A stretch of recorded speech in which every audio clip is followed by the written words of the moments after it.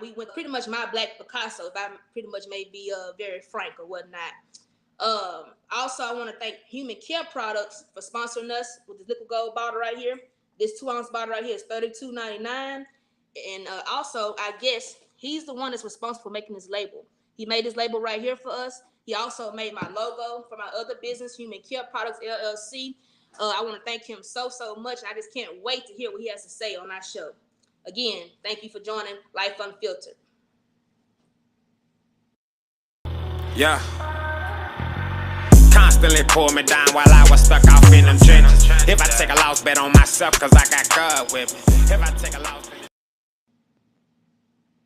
Hey y'all, what's up? This is Septembria with Life Unfiltered. We're back again with another special guest. A lot of my special guests come from the college that I graduated from, NSU, Forkham. So if you want to be one of our special guests, hit me up. My phone number 318-453-7173. I'll get you with our production manager, and he'll take care of all the paperwork and all the good stuff. We have a special guest here. He's an artist. He's a Black man. He's pretty much taking the road less traveled. I want to welcome this phenomenal guest. We call him Dizzy. We'll let you introduce yourself, tell the world about who you are, what's your name, and pretty much, your path and what you plan on doing for the rest of your life. Welcome, Dizzy. Peace, everybody. How y'all doing? My name is Dominique McLemore, also known as OGD. That's my artist moniker. Also known, well, formerly known in Northwestern State University as Dizzy. So peace to everybody out there that is watching this. I am a fine and graphic artist. I've been doing fine and, well, commercial art since 2015, a little bit before 2015. I actually say I started unofficially in 2010, graduating high school, and then transitioned professionally after graduation in 2015. It's been a long, steady journey. My own LLC, House of OGD art company, and it's just a worldwide blade of art, creativity, and submerging ourselves within the community where we live, connecting with the youth, connecting with the future. Yeah, I'm excited to be here. I'm happy to be here. I'm happy to explain to you guys about the show. Thank you guys for having me. Hey man, we glad to have you. Glad to have you. Now you mentioned that you really officially started in 2010. With you being so as good as you are, I would think you started, as soon as you had a pencil in your hand or something. Can you tell us about your journey and how you started being an artist and what inspired you, and you being a Black little boy going against the grain? How did you able to maintain that and still be uniquely you? Well, I have been drawing and painting or just fooling with art supplies since the age of 10. I used to, when Sega Genesis was a thing, I used to sit in front of my Sega Genesis and I played games like NBA Jams or fighting games, and I would pause the game and sketch out. I had like a little yellow notepad. I'd sketch out whatever the guys were doing. So like if it was NBA Jams, which is a basketball game, I'd pause it mid dunk and then draw the guys and what they look like.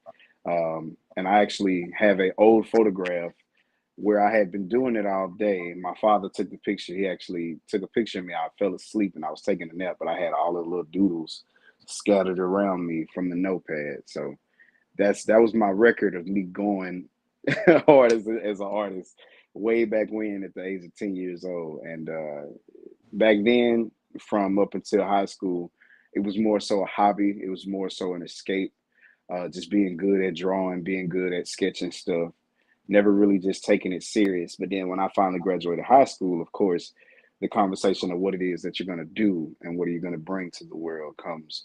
So I made the decision to actually take art seriously. And then I got into commercial art and graphic design as a means of having, a career in art. Although now I am a professional fine artist and also known as a commercial artist, I looked at commercial art as a way to get the bread and butter, and then fine art could be something that I end up doing as a passion that I end up loving. But now I've submerged the two, and I do it full time, and it's just love. I mean, it's passion there. It's all emotions there, anything that you can think of, and that all fuels the artwork. I've been going strong. I had my doubts at first. If anybody knows me, they know that I'm very much so an overthinker, but even that goes into my work.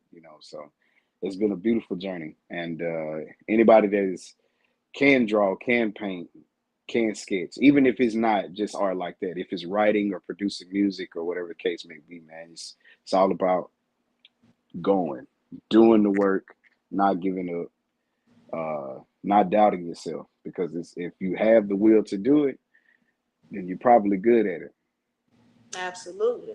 Now, if I'm not mistaken, you were hosting a class a while back. Are you still doing that?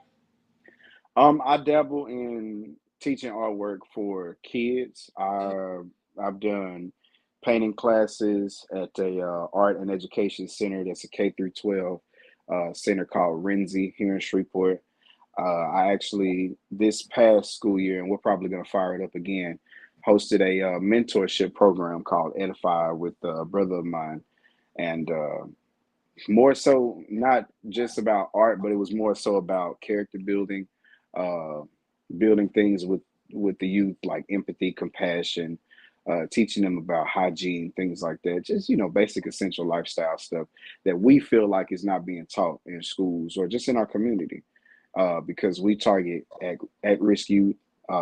Just like at Renzi and the Art and Education Center, we also target at risk youth, and we just try to embetterment the community as much as we can. I've dabbled in teaching art classes for adults, just like sipping paints or whatever the case may be. Ultimately, I do hope to take my talents to somebody's university and teach at a professional level or as just a teacher's level. um, I've taught high school classes before. It's like I say, it's been an amazing journey, and I did not think myself worthy enough to teach. I did not think myself worthy enough to say, this is how you paint, this is how you draw. But I've been told that I have a similar characteristic to Bob Ross, and I might be telling my age, but uh, that is one of the biggest compliments that anybody can give me, because I actually grew up watching PBS and Bob Ross.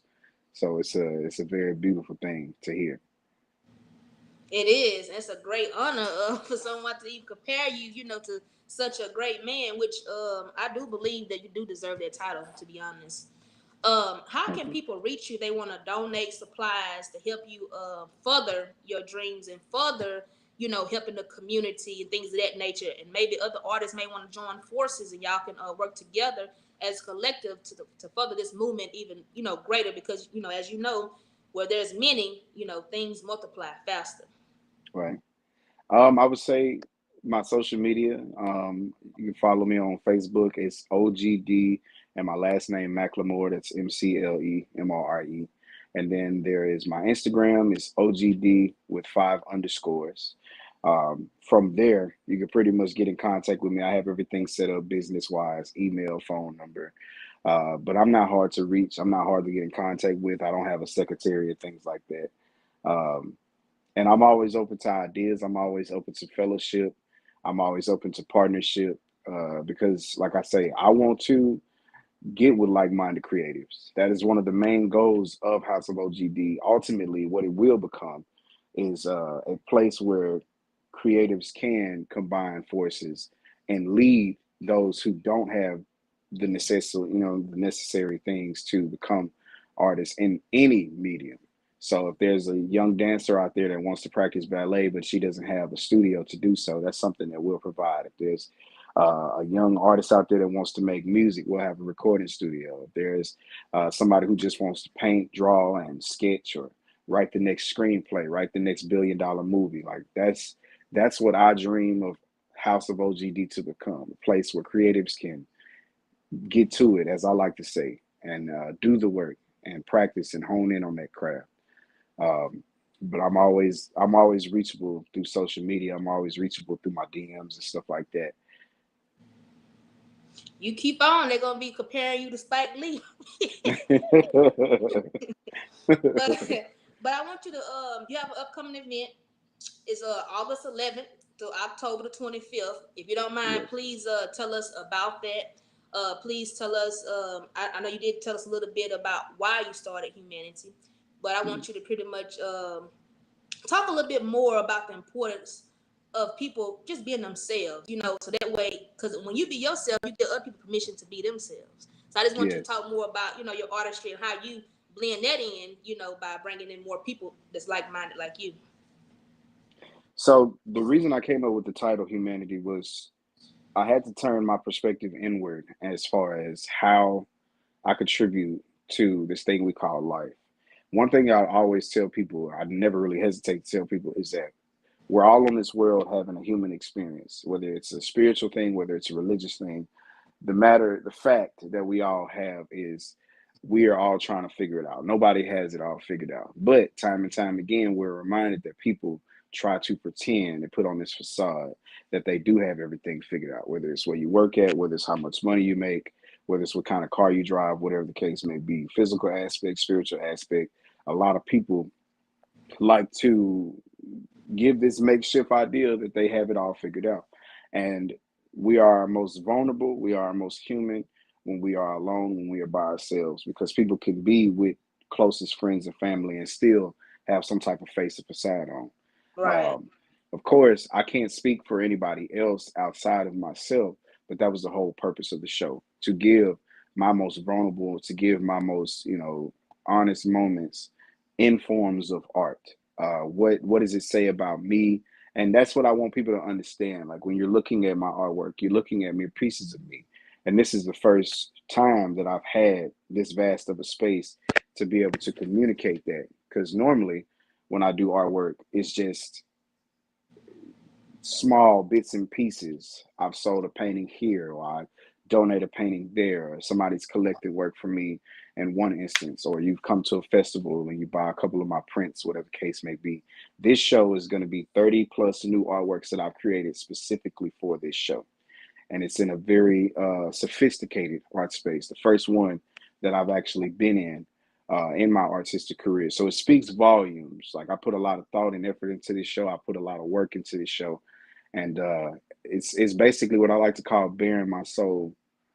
And it's not the end. This is just the beginning of my career as a professional artist, as a professional fine and commercial art. And it's going to be paintings. I've even did like digital works. I have a couple of 3D works that are going to be in there as well. It was so much fun, man. It was so much fun reaching out to people, collabing with certain artists, collabing with minds around the city. And it is that is the reception is August 11th. It's going to be at Art Space downtown Shreveport, which is on Texas Street, right in front of the major church that is at the end of the road, and it starts at 6 p.m. But the show itself will be from August 11th to October 25th.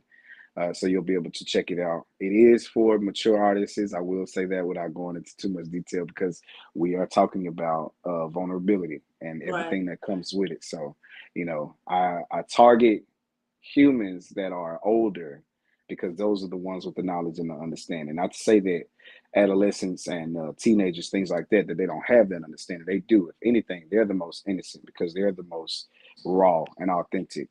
But those are not the people that I'm trying to get through to. I'm trying to get to the older ones who are stuck in their ways, who want to make that change, to understand, hey, I need to do the work on the inside for me to project what it is that I want on the outside.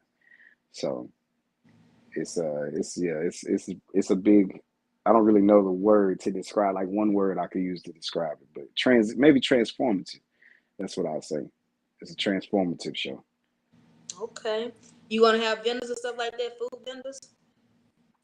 It's being catered. So Catered. Okay. the venue will be catering. I also have Go DJ Chris as my vibes provider, Shout out to and him. it's a lot of NSU fam that will be helping move this right along. As far as reception wise, I do have a team of individuals from NSU. That's always been one of my biggest supports, obviously, you know what I'm saying? So, like I say, it's going to be fun. I'm looking forward to it. We in the home stretch. Do you mind elaborating on the importance of unity and, like you just mentioned, how you have a collection of people that have been supporting you since day one, since you've been at NSU, and now after college they still supporting you. So how important is that, being a collective and being in unity and having been on the same accord, one accord, and having the same mindset? Like, how does that help you forward what you got going on? Does it make it easier? Does it make it harder? I definitely think it makes it easier. I mean, I was taught when I was growing up that it takes a village, and a lot of people think that it's they were just referring to family or maybe just your direct community, but your village can be like-minded peoples. Of course, when you go to college, you meet people that have similar viewpoints as you. You meet people that have different viewpoints, and ultimately, y'all become friends that have similar viewpoints. So y'all bounce ideas off each other or whatever. And yeah, just in a nutshell, it takes a village. It takes you to build a strong community of friends, family, outside sources, resources. And that's one of the best ways to thrive in this world, is to have those people back you, is to have those people to sit you down and talk to you in your most vulnerable and your most honest moments. Um, it's very important, no matter what career field you're in, no matter what type of endeavors you embark on, you have to have somebody as a support system, even if it's just a handful of people, because you never know what those people can contribute to your life or to your endeavors.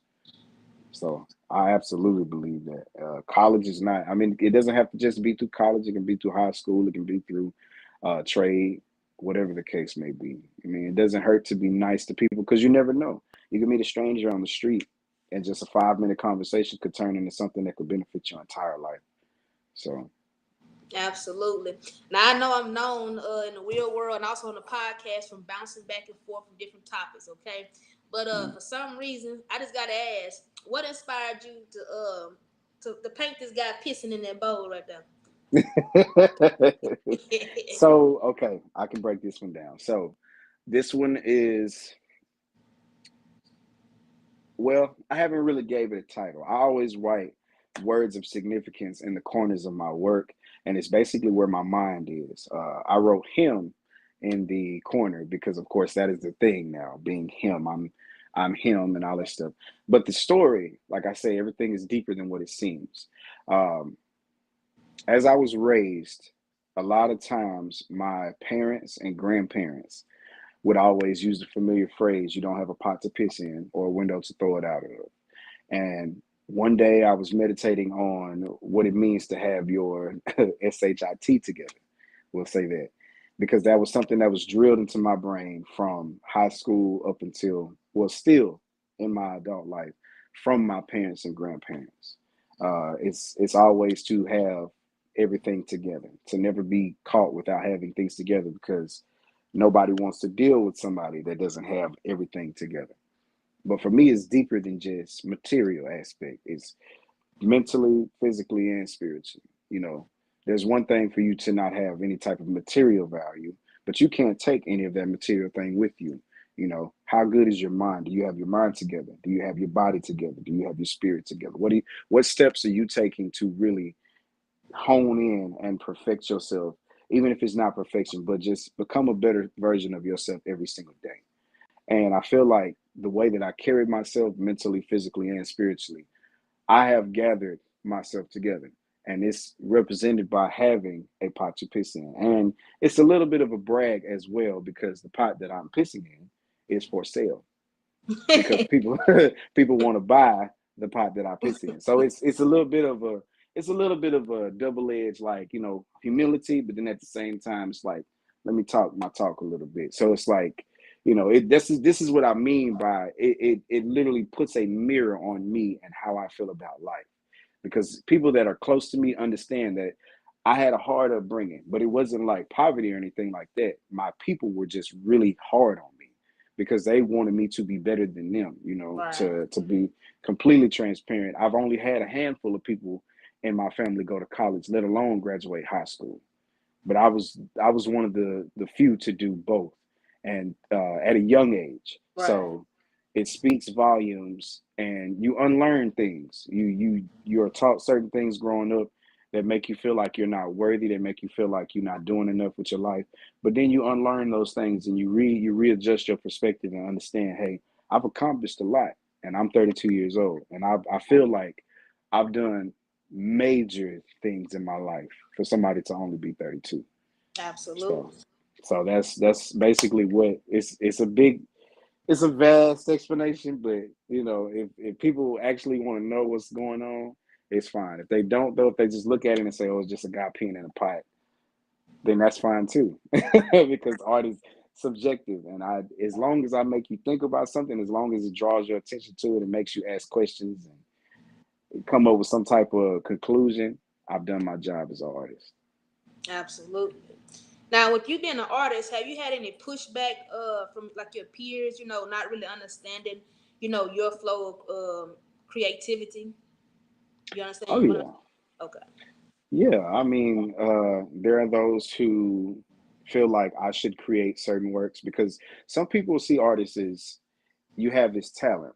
Okay, so if they see that you are very good at painting, drawing, whatever the case may be, they'll feel like you won't go far in life if you don't cater to a certain demographic, if they Mm-hmm. feel like you don't create certain subject matter, or if you don't promote yourself a certain way or market yourself a certain way. But at the end of it all, your career is your career, and only you will ultimately understand what it is that's going to help you be great.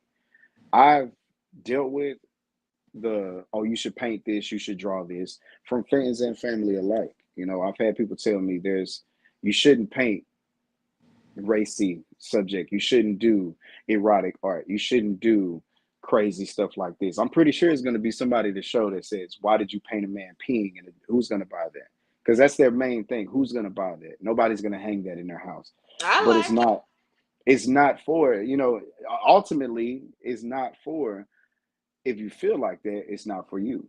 Right. Because there will be people that understand. There will be people who are curious enough to say, I need to know the background on this. I need to understand what made you paint this. I need to, if it resonate with you energetically, then it could be for you. And it doesn't have to be explained. Art can be hung up and not explained.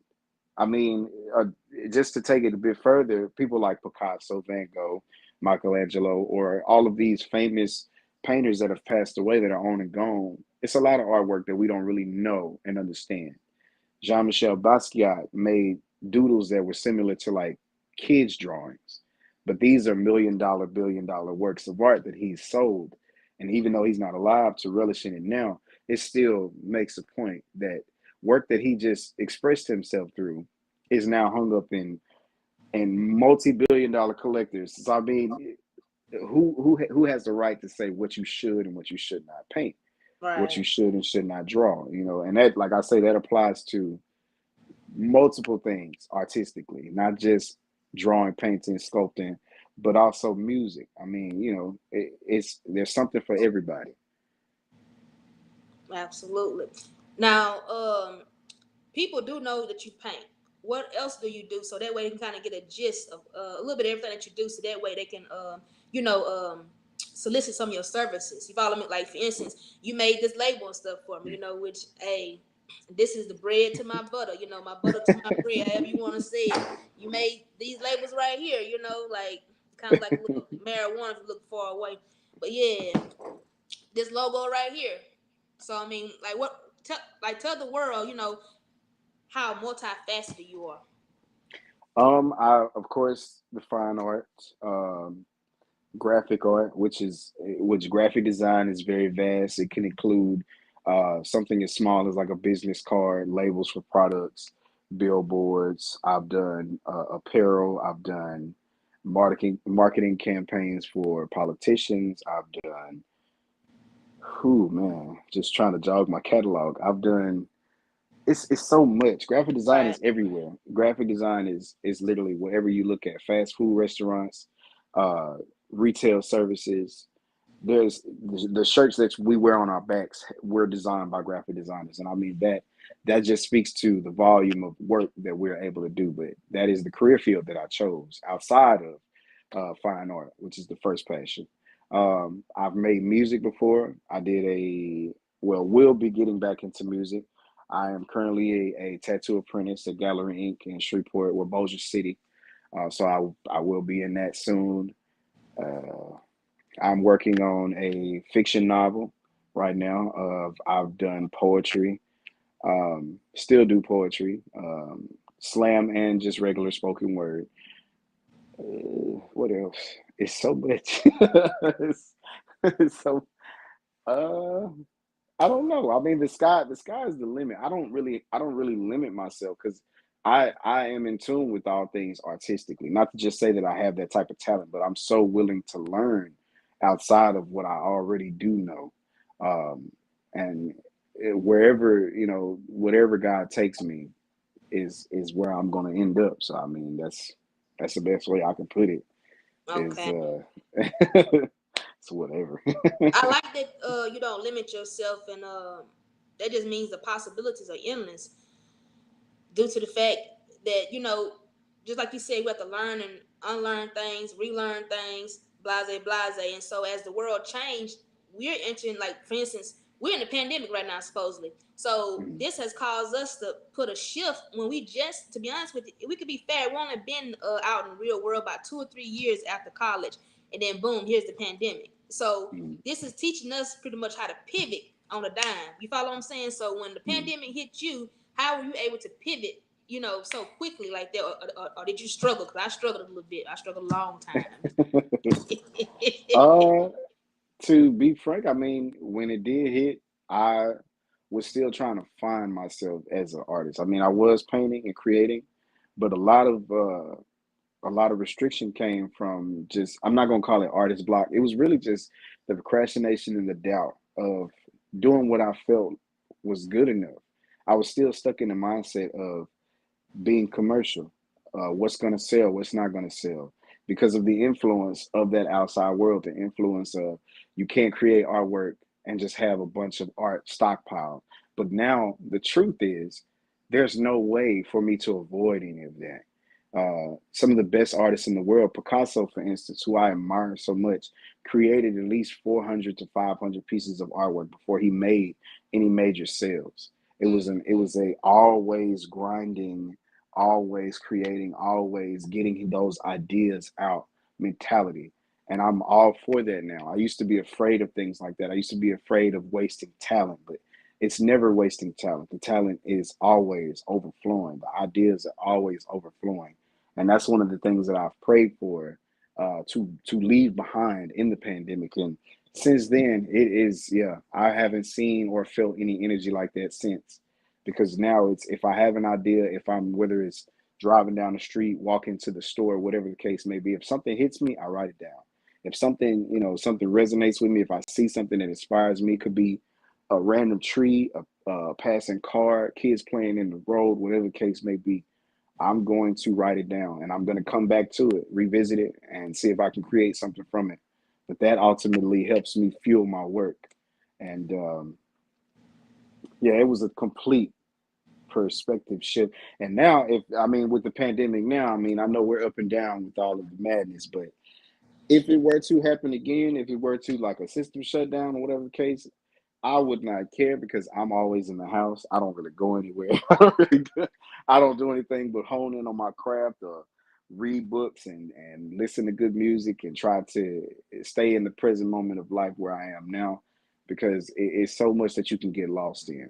And that's how I used to feel back then when the pandemic was going on. So we're way better now. Absolutely. I have two questions for you. As an artist, what makes you different from the rest? Like, I love the way that, like, you express yourself. Hold on, let's pause that because I had an idea for you. Okay, so if we have another pandemic or whatnot, even now you can do this now.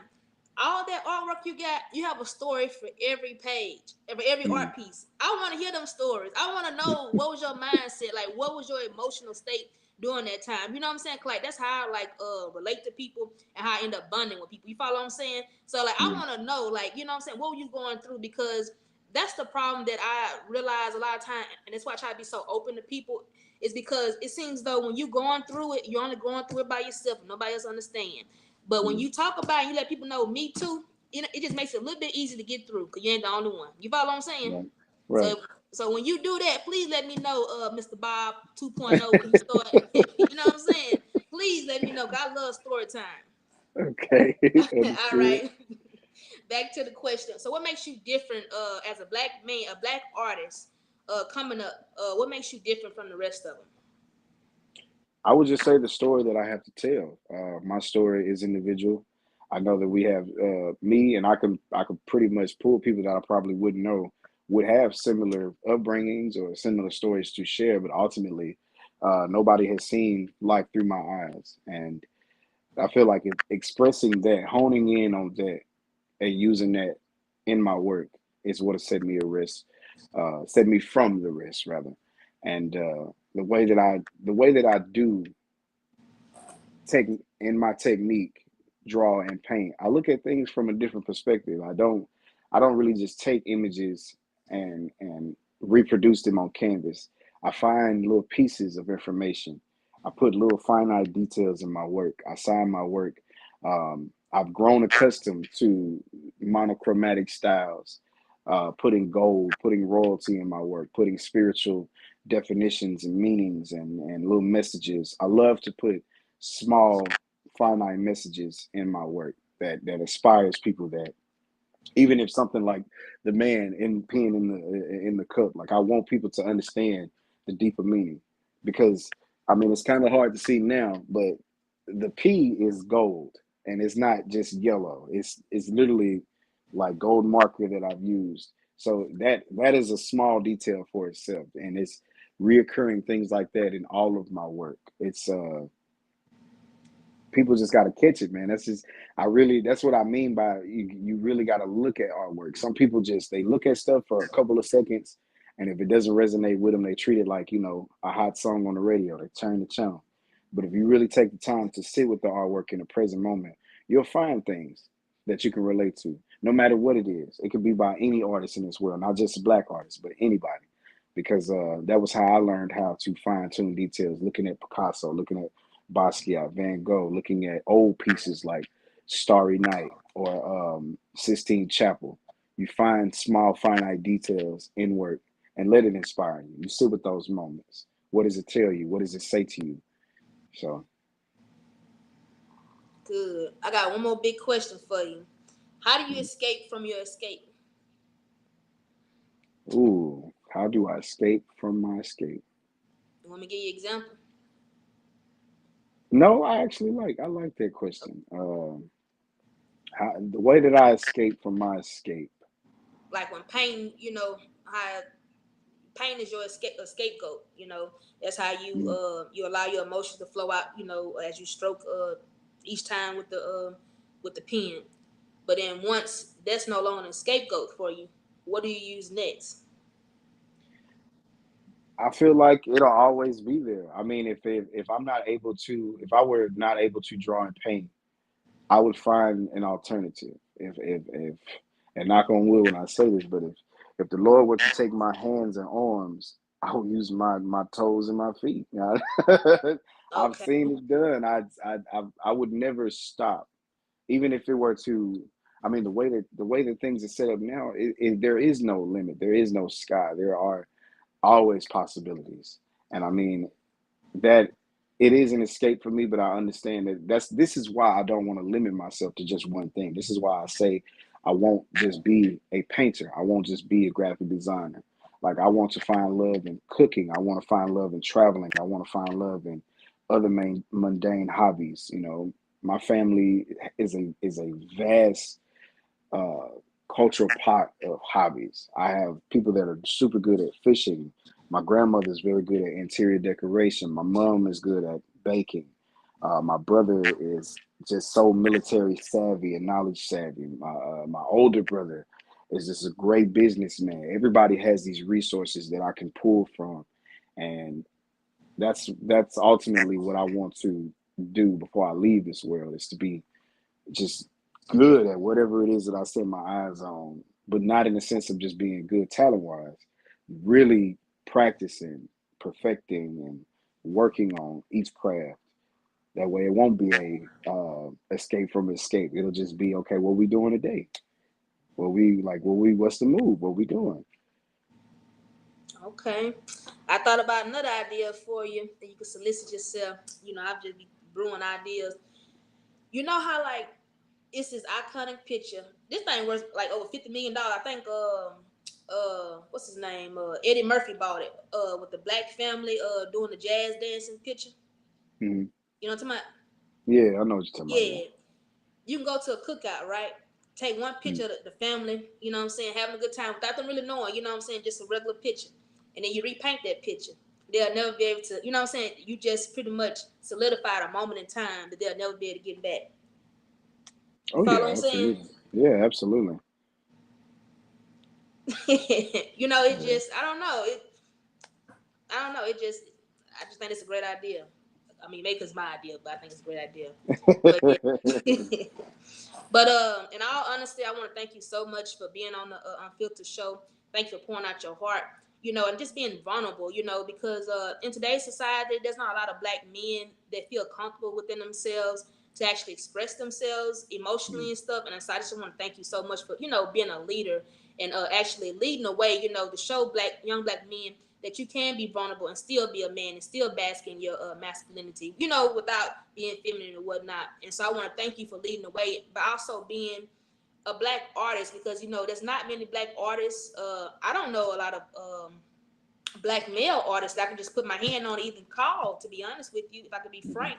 I want to thank you for, you know, staying in that niche and actually doing something that you enjoy doing because I see the passion that's attached to it. Because when I asked you, what would you do to escape from your scapegoat? You didn't have a scapegoat because that's your full passion. There's nothing else. That's your all in all. And that's a Mhm. very beautiful thing. And so I want to thank you again.